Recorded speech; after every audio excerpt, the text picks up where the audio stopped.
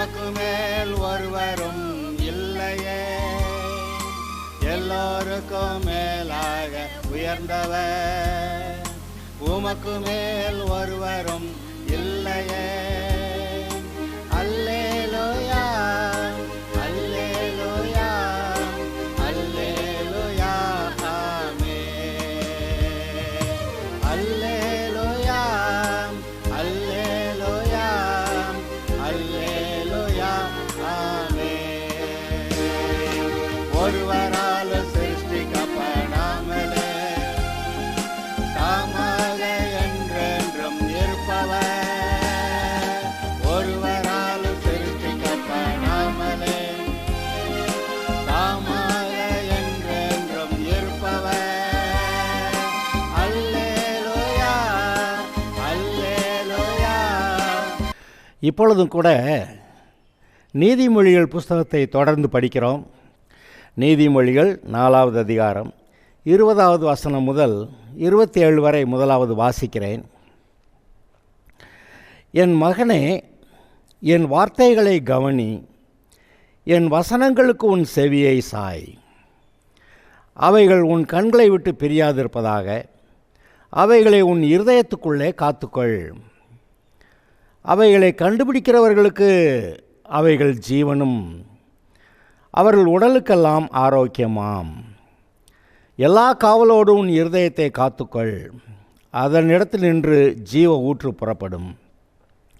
வாயின் தாறுமாறுகளை உன்னை விட்டு அகற்றி உதடுகளின் மாறுபாட்டை உனக்கு தூரப்படுத்து.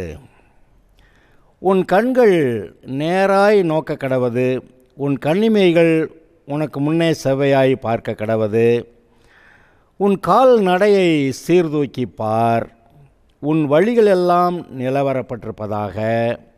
வலது புறமாவது இடது புறமாவது சாயாதே, உன் காலை தீமைக்கு விலக்குவாயாக.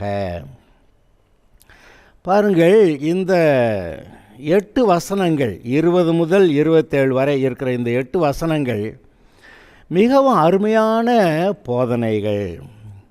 அதாவது பைபிளில் இருக்க மற்ற எல்லா போதனைகள்லையும் நம்ம கவனிக்க சொல்கிறாரு. விசேஷமாக அவர் நம்மிடத்தில் நேரடியாக பேசுகிற வார்த்தைகளை கவனிக்க சொல்லுகிறார். பைபிளில் எழுதப்பட்ட வசனங்கள் லோகோஸ்னு சொல்லுவோம், தேவனால் பேசப்பட்டவை தான். ஆனால் தேவனால் பேசிய எல்லாவற்றையும் ஒரு பைபிளுக்குள்ளே ஒரு புஸ்தகத்துக்குள்ளே அடக்க முடியுமா? முடியாது. ஆனால் அதே சமயத்தில் நமக்கு தேவையான விவரங்களை மாத்திரம் பைபிளில் எழுதி கொடுத்துருக்கிறார். இதை பார்த்து ஐயோ இவ்வளோ பெரிய பைபிளா, இதை எப்படி படிக்கிறது அப்படின்னு சொல்லுவாங்க. ஆனால் நமக்கு தேவையான எல்லாம் இருக்கிறது. சில விவரங்கள் 2வது 3வது தடவை கூட ரிப்பீட் பண்ணி எழுதியிருக்கோம். இப்போ சுவிசேஷம் மத்தேயு, மார்க்கு, லூக்கா, யோவான் 4 சுவிசேஷங்கள் இருக்கின்றனவே. அதாவது 4 தடவை அதை எழுதி வச்சுருந்தாதான், அதாவது இதை 4 தடவை நம்ம வாசித்தாதான் அது நமக்கு பிரயோஜனமாக இருக்கும்னு நினச்சி அவர் அப்படி எழுதியிருக்கிறாருன்னு நீங்கள் பார்க்கணும். அது மாத்திரமல்ல, இந்த நீதிமொழிகள் புஸ்தகங்களில் போதனைகள் புத்தி சொல்லுகிறது.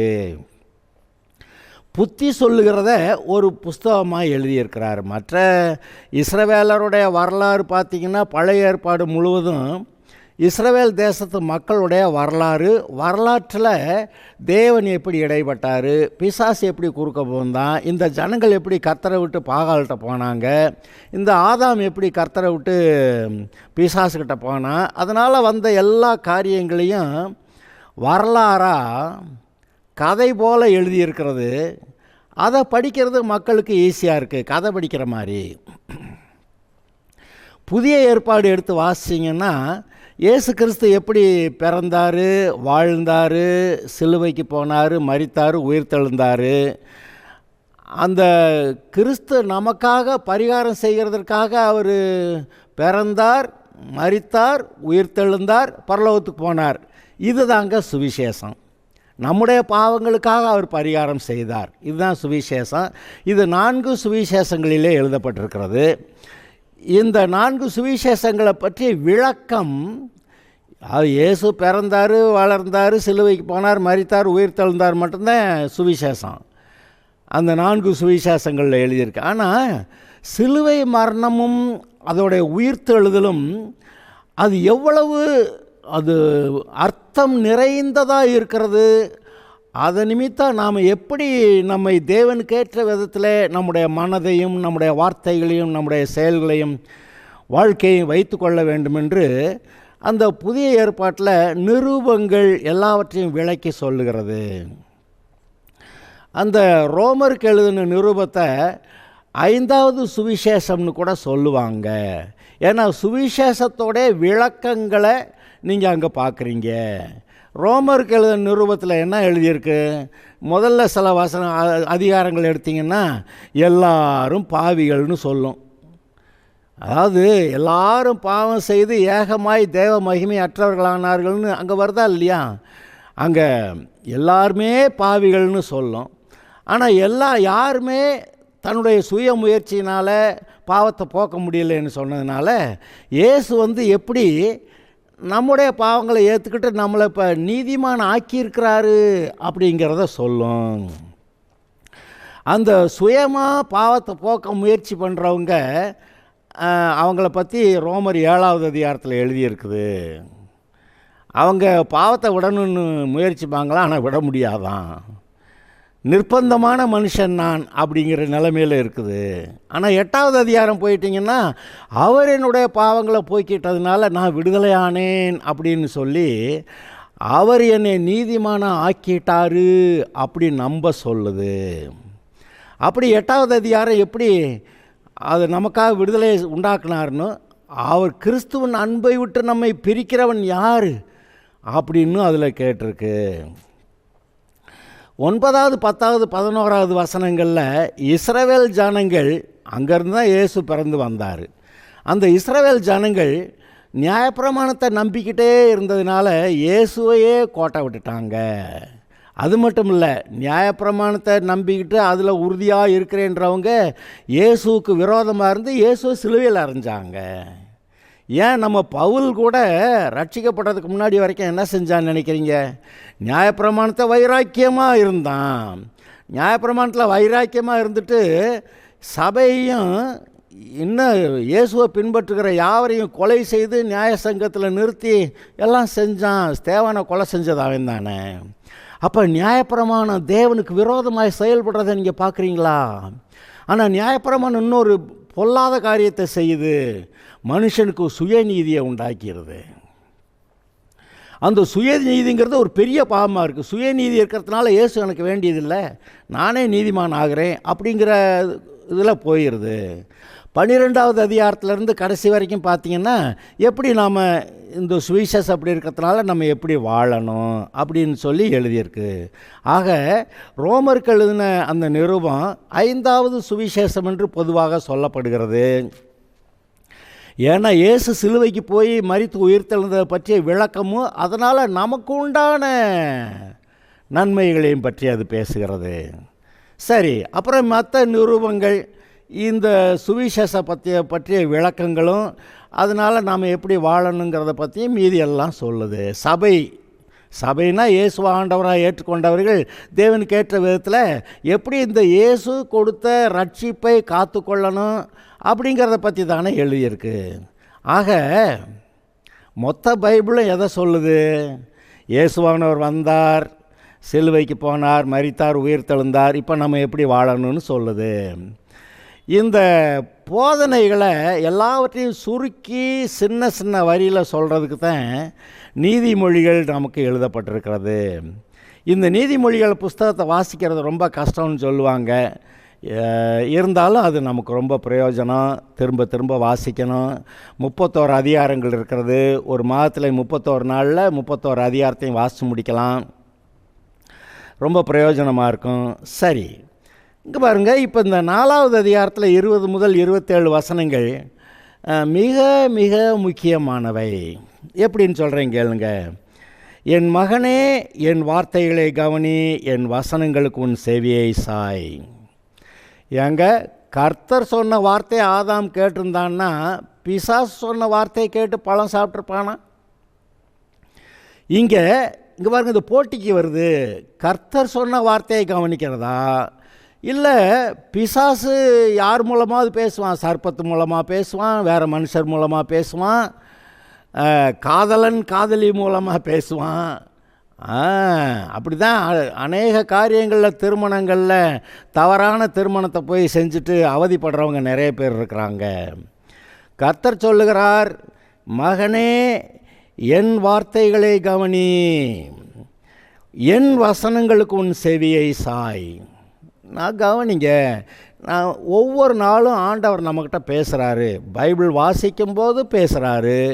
அதில் வாசிக்கும்போது ஏதோ ஒரு வசனம் உயிர் பெற்று வந்து உடனே உங்களுடைய இருதயத்தில் பேசும். அந்த வார்த்தைகள் அந்த நாளைக்கு, அன்றைக்கு இருந்த சூழ்நிலைக்கு கர்த்தர் உங்கள்கிட்ட பேசுனது. நீங்கள் அன்றைக்கி ஒரு தடவை பேசிட்டாரே போதுமா? தினம் நீங்கள் பைபிள் வாசிக்கணும், தினம் அவர் உங்கள்கிட்ட பேசுவார். ஏன்னா ஒவ்வொரு நாளும் நீங்கள் புதிய சூழ்நிலையில் இருக்கிறீர்கள். புதிய சூழ்நிலைக்கு ஏற்றாற் போல் உங்களுக்கு சில எச்சரிப்பையும் கொடுப்பார், சில போதனையும் கொடுப்பார், சில ஆசீர்வாதத்தையும் சொல்லுவார். ஆதலால் இவைகளை பற்றி நாம் தெரிந்து கொள்ள ஒவ்வொரு நாளும் வேதத்தை வாசிக்க வேண்டும். அதை வாசிக்கும்போது நீங்கள் அவருடைய வார்த்தைக்கு செவி கொடுக்க முடியும். என்ன சொல்கிறாருங்க? என் மகனே என் வார்த்தைகளை கவனி.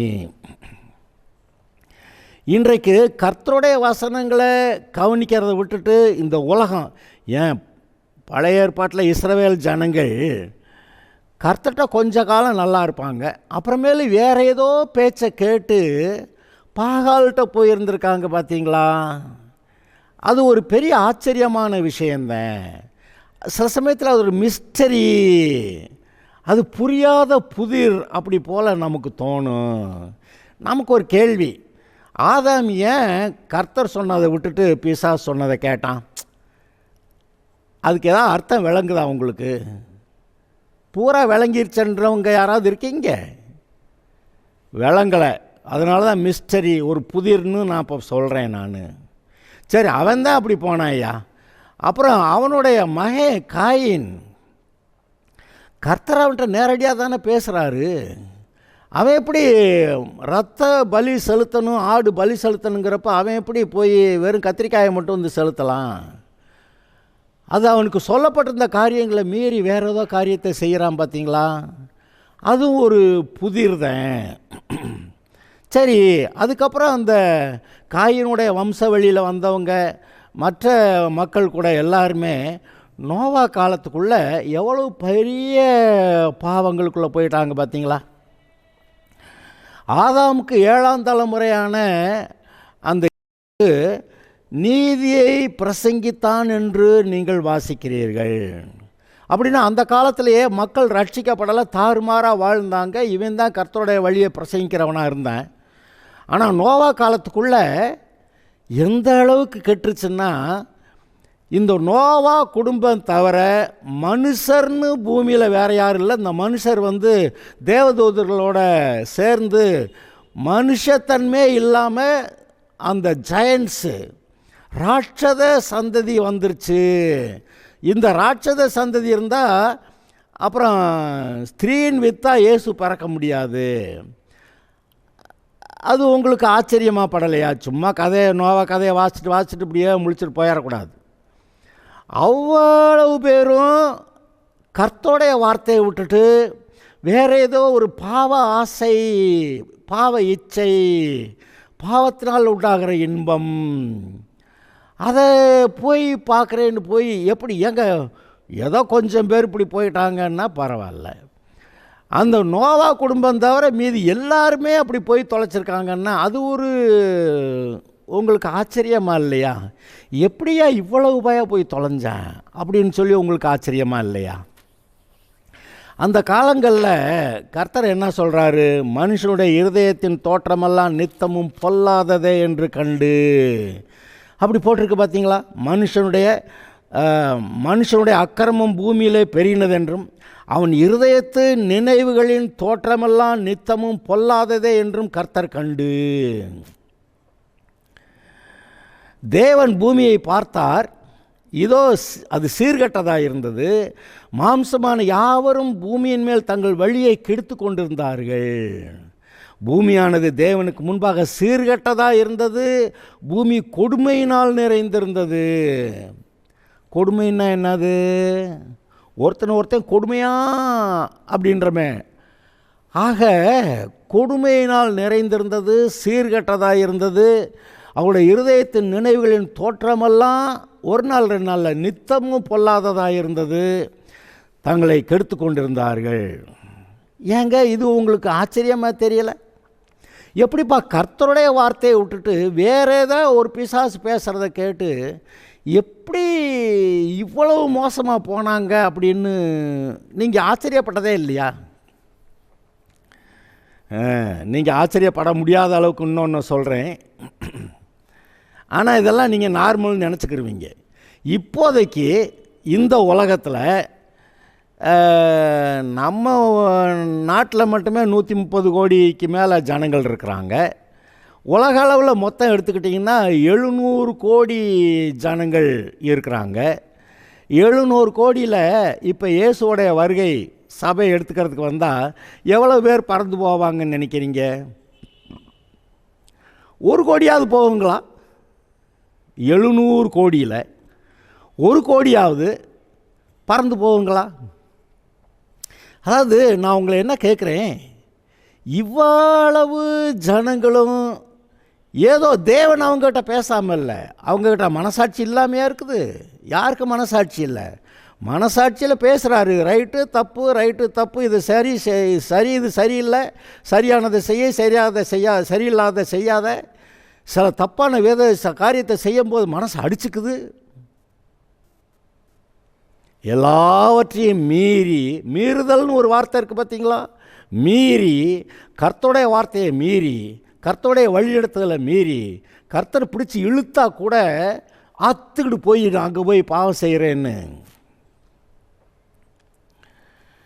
அந்த பாவம் செய்கிற ஆளுக இன்றைக்கி உலகமெல்லாம் பொதுவாக விசுவாசிகள் கொஞ்சம் பேர் இருக்காங்க, ரைட்டு. மற்ற மீதி உலகம் முழுவதுமே பாவத்திலே நிறைந்து பிசாசு கொடுக்குற ஆலோசனையை கேட்டு அதில் பிரியமாக போய் ரோமர் 1வது அதிகாரத்தில் கடைசி 2-3 வசனத்தை வாசிங்க, இந்த மக்கள் எப்படி இருக்கிறாங்கன்னு சொல்லி அதில் விளக்கி எழுதியிருக்கு. இன்றைக்கி அப்படிப்பட்ட பொல்லாத கூட்டமாக, ஆனால் மக்களுடைய பார்வையில் எப்படி இருக்குது? அமெரிக்காவா அது பெரிய வளர்ந்த நாடு, ரஷ்யாவா அது கொஞ்சம் பொருளாதாரம் குறைவாக இருந்தால் கூட அவங்க சந்திரனுக்கு ஸ்புட்னிக்கெல்லாம் விடுறாங்க, சீனாவா அடையப்பா அவங்க கடவுளே இல்லைன்னு சொன்னால் கூட உலகத்தில் இப்போதைக்கு வல்லரசு இந்த சீனா தான் மாதிரி இருக்கா இல்லையா? இன்றைக்கு இருக்கிற அளவில் அமெரிக்காவுக்கு அடுத்தபடியாக நிறைய ஆயுதங்கள், ஏரோப்ளேன், கப்பல்கள் வைத்து யுத்தத்துக்கு ரெடியாக இருக்கிறதுல, அதுவும் ரொம்ப டெக்னாலஜியோடு இருக்கிறதுல சீனா வந்துருச்சு. இவ்வளவு ஜனத்தொகை, எல்லா கடவுள் இல்லைன்னு சொல்லியிருக்கோம். ஆனால் அங்கே கொஞ்சம் பேர் ரகசிய கிறிஸ்தவங்க இருப்பாங்க. அமெரிக்கா ரொம்ப பாலியல் குற்றங்கள் நிறைந்த ஒரு நாடு. அதே போல் ஐரோப்பிய நாடுகளும் பாலியல் குற்றங்கள் நிறைந்த நாடுகள். என்ன அநியாயமாக இருக்குது! அதாவது படித்தாங்க, படிக்கலை, பொருளாதாரத்தில் முன்னேறினாங்க, அறிவியல் ரீதியாக முன்னேறினாங்க, அதெல்லாம் விடுங்கங்க. கர்த்தருடைய வார்த்தையை கேட்டு நீதிமான்களா அவருடைய பிள்ளையாக வாழ்கிறாங்களா அந்த கேள்வியை கேட்டால் எவ்வளோ பேர்? ஏறக்குறைய நோவா காலத்தில் எல்லாரும் அழிக்கப்பட்டது போல் அது மாதிரி சூழ்நிலை இப்போ இந்த உலகத்தில் வந்திருக்கா இல்லையா? இயேசு சொன்னாரே, கடைசி காலங்களில் நோவா காலத்தில் இருந்தது போல், லோத்து காலத்தில் இருந்தது போல் பூமியில் மக்கள் இருப்பாங்கன்னு சொன்னாரே, அதுக்கு வந்துருச்சா இல்லையா? இப்போ தேசங்களில் நீங்கள் கேள்விப்படுற பாலியல் பலாத்காரங்களும் அந்த கொலை வெறிகளும் மத வெறிகளும் ஜாதி வெறிகளும் அன்புக்கு இடமில்லாமல் பண்ணிருச்சாங்க. அன்பு இல்லை, அவன் கெட்டிக்காரத்தனமாக இருக்கிறதான் பார்க்குறானே ஒழிய தேவனுடைய பிள்ளையா அன்போட கூட சாந்தமாக மனத்தாழ்மையாக ஒருவருக்கு ஒரு உதவியாக இருக்கக்கூடிய அந்த காரியங்களை காணமே. இன்றைக்கும் கூட அநேக உதவிக்கரம் நீட்டுகிற ஆர்கனைசேஷன்ஸ் இருக்குது. ஆனால் அவங்க ரட்சிக்கப்பட்டவங்களா? ரட்சிக்கப்படாமையே இருந்துக்கிட்டு மற்றவங்களுக்கு உதவி செய்கிறேன்னு சொல்கிறாங்க. ஏங்க இவங்க உதவி செஞ்சதுனால பரலோகமாக போகிறாங்க? இயேசு கிறிஸ்து ஒருவரே பாவங்களை போக்க தகுதி உள்ளவர். ஏன்னா அவர் தான் நமக்கு பரிகாரம் செஞ்சவர். இவரை விட்டுட்டு, இவருடைய வார்த்தையை விட்டுட்டு மற்ற எல்லாவற்றையும் செய்கிறேன்றாங்க. கர்த்தர் பைபிளில் என்ன சொல்கிறாரு? நானே வழியும் சத்தியமும் ஜீவனுமாயிருக்கிறேன், என்னால் என்று ஒருவனும் பிதாவிடத்தில் வரமாட்டான்னு இயேசு சொன்னால், நம்ம ஆளுக இந்த இயேசுநாதர் தவிர நீ எதை வேணாலும் கும்பிட்டுக்க, என்ன வேணாலும் செஞ்சுக்க அப்படின்னு தானே இந்த உலகம் சொல்லுது. நான் இப்போ கேட்குறேன், இயேசுவை ஆண்டவராக ஏற்றுக்கொண்டதுனால வரக்கூடிய உபத்திரவங்கள் வேறு எந்த வழிபாட்டில் போகிறவங்களுக்காவது இந்த மாதிரி உபத்திரவங்கள் உண்டாகுதுங்களா? அதாவது நீங்கள் ஒரு கல்லை தூக்கி வச்சுக்கிட்டு நான் உன்னை கும்பிட்றேன்னா அதுக்கும் ஒருத்தர் ஒன்றும் சொல்ல மாட்டாங்க. பிசாசை கும்பிட்றேன்னு சொல்கிறவங்கள கூட ஒருத்தர் ஒன்றும் சொல்ல மாட்டாங்க. அது நான் இங்கே கும்பிட்றேன், அங்கே போகிறேன், மலையில் ஏறி கும்பிட்றேன், இந்த பாதாளத்தில் இறங்கி, ஏதாவது மலை மேலே ஏறணும், இல்லாட்டி பாதாளத்தில் இறங்கணும், இல்லாட்டி ஏதாவது சமுத்திரத்தில் போய் குளிக்கணும், இல்லாட்டி ஆற்றுல குளிக்கணும். இதுதான் இவங்களுடைய பாவத்தை போக்குறதா நினைக்கிறாங்க. அவ்வளவு பைத்தியக்காரத்தனம் இல்லையா? எவ்வளவு பைத்தியக்காரத்தனமா! 6 அறிவு படைத்தவன் 5 அறிவு உள்ள மிருகத்தை வணங்குறேங்கிறான். மற்றபடி ஒரு அறிவும் இல்லாத கல்லை வணங்க முடியுதுன்னு அவனுக்கு முடியுது. ஆனால் பாருங்கள், வாட்ஸ் த ப்ராப்ளம்? கர்த்தர் சொல்கிறார், நானே தேவன், என்னையன்றி உனக்கு வேறு தேவர்கள் உண்டாயிருக்க வேண்டாம் அப்படின்னா, வானத்திலேயாவது பூமியிலேயாவது இருக்கக்கூடிய எந்த ஒரு காரியத்துக்கு ஒப்பா நீ ஒரு சிலையை விக்கிரகத்தை செய்ய வேண்டாம், நமஸ்கரிக்க வேண்டாம், சேவிக்க வேண்டான்னு சொன்னால் எதை வேண்டான்னு அவ்வளவு செய்வாங்க. ஓய்வு நாளை நீ பரிசுத்தமாக ஆசரிக்கணுன்னா அந்த நாளில் ஞாயிற்றுக்கிழமை தான் இன்றைக்கி மற்ற எல்லா வேலையும் பார்க்க ஏன் விசுவாசிகளே ஓடுறாங்க? என்னையா நடக்குதுங்க? கர்த்தருடைய நாமத்தை வீணிலே வழங்காது இருப்பாயாகன்னா இவங்க செய்கிற பாவத்தினால கிறிஸ்டியன்னு சொல்லிக்கிட்டு கர்த்தரோட பேரை கெடுக்கிறாங்க. நீங்கள் பார்க்கலையா? இன்றைக்கி சபை போதகர்கள் அடுத்த போதகர்களை பற்றி எவ்வளோ குற்றம் சொல்கிறாங்க, எவ்வளோ மோசமாக பேசுகிறாங்க. மற்றவங்க பேசுகிறது ஒன்று இருக்க, சபை போதகர்களே அடுத்தடுத்த அவங்களுக்கு பிடிக்காத போதகர்களாக இருப்பாங்கள போல போட்டு விளாசிடுறாங்க. என்னங்க நடக்குது? எல்லாவற்றுக்குமான நியாய தீர்ப்பு வருதா வரலையா? இவங்க எப்படி அந்த கர்த்தரை விசுவாசிக்கிறவர்கள்ட்ட கூட இந்த குறை அந்த குறைன்னு இருக்குது. கர்த்தரை விசுவாசிக்காத இந்த ஹோல் வேர்ல்டு, உலகம் முழுவதும் யாருடைய பேச்சை கேட்டவர்கள் அப்படி இருக்கிறார்கள்? கர்த்தர் சொல்கிறார், என் மகனே என் வார்த்தைகளை கவனி, என் வசனங்களுக்கு உன் செவியை சாய் அப்படின்னு இவர் சொன்னால், இவர் பேசுகிறத விட்டுட்டு மீதி யார் பேசினாலும் கேட்பேன்றாங்க. இப்போவும் அந்த காலத்தில் சொல்லுவோம் இந்த சினிமா தான் உலகத்தை கெடுக்குதுன்னு, அப்புறமா சொன்னோம் இந்த டெலிவிஷன் தான் உலகத்தை கெடுக்குதுன்னு, அப்புறமா சொன்னோம் இந்த செல்லு தான் உலகத்தை கெடுக்குதுன்னு. இப்போ செல்லுலையும் கூட இந்த பாலியல் பலாத்காரங்கள்லாம் ரொம்ப அதிகமான அளவில் அது வருகிறது. அது சிறு பிள்ளைகள்லாம் கெடுத்துருது. அதான் ஒரு ஆள் சொல்லியிருக்கிறாரு, 1950-60 வரும்போதே அந்த இன்னசென்ஸு, சிறு பிள்ளைகள்கிட்ட இருந்த இன்னசென்ஸு மறைய ஆரம்பிச்சிருச்சான். 1960-70க்கு பேர பார்த்திங்கன்னா இன்னசென்ட்டாகவே இல்லை. இது என்ன இந்த பிள்ளைய பிஞ்சிலே பழுத்த மாதிரி பேசுது அப்படின்னு சொல்கிற மாதிரி, அதாவது ஒரு காலகட்டத்திலே மாறிவிட்டது. இப்போதைக்கு உண்மையான அன்பிலே செயல்படுகிற ஆட்கள் நீங்கள் தேடணும். ஏன் சபை கூட அவங்களோட நான் பெரிய சபையா அந்த போட்டிக்கு வரும்போது அங்கே அன்பு இல்லை. சரி, சபை நடத்துறது சரி, பெருசாக நடத்தணும் சரி, கர்த்தருடைய சித்தத்தை செஞ்சு பெரிய ஆள், அதெல்லாம் அந்த கண்ணோட்டம் சரியாக இருக்க வேண்டும் அல்லவா? சரி, நம்ம அதை பேச வரல. இப்போ நான் என்ன சொல்ல வர்றேன்னா, இங்கே இவ்வளவு ஜனங்களும் கர்த்தருடைய வார்த்தையை கேட்கிறதை விட்டுவிட்டு அந்த சர்ப்பம் சொன்ன வார்த்தையை கேட்டு ஆதாம் பழம் தின்னது போல இன்றைக்கு சர்ப்பம் போல மனுஷிகள் பேசுகிறார்கள்.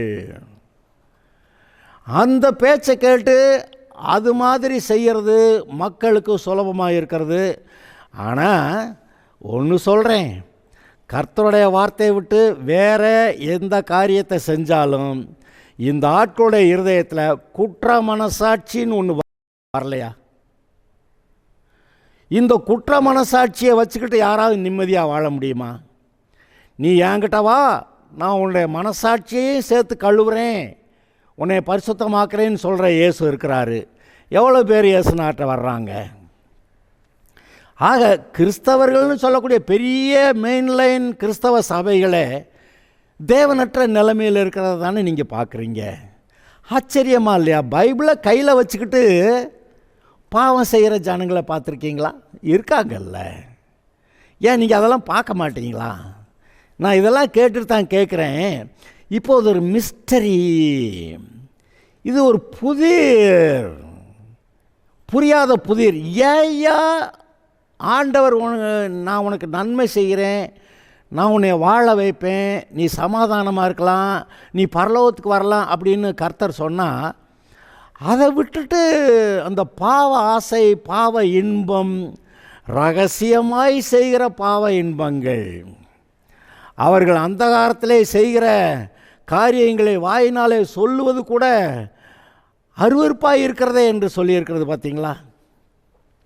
அந்தரங்கத்தில் அவங்க செய்கிற அந்தரங்கம் ரகசியமாக அவங்க செய்கிற காரியங்களை சொல்கிறது கூட அவலட்சணமாக இருக்கிறதே அப்படி எழுதியிருக்கு. என்னங்க இது? ஏன் இது?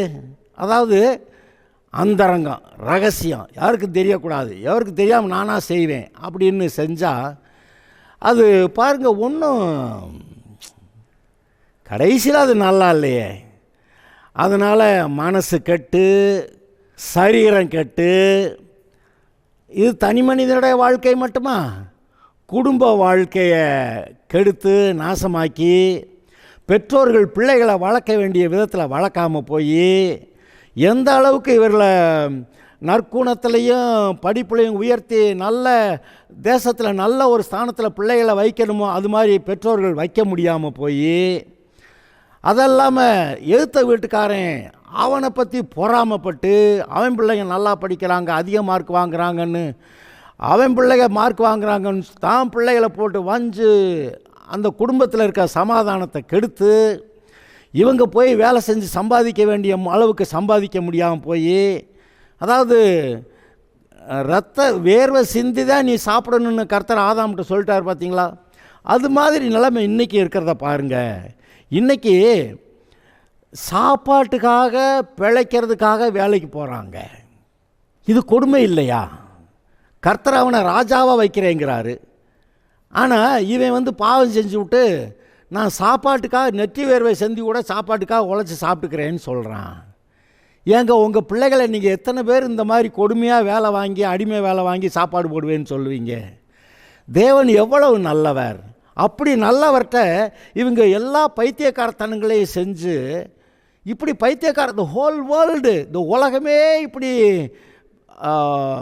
ஏதோ ஒரு பைத்தியம் பிடிச்சது போல் எல்லாரும் அலையிறத பார்த்தா ஆச்சரியமாக இல்லை? ஆனால் இந்த உலகத்தில் எல்லோரும் நல்லா இருக்காங்கன்னு நம்ம நினைக்கிறோம்.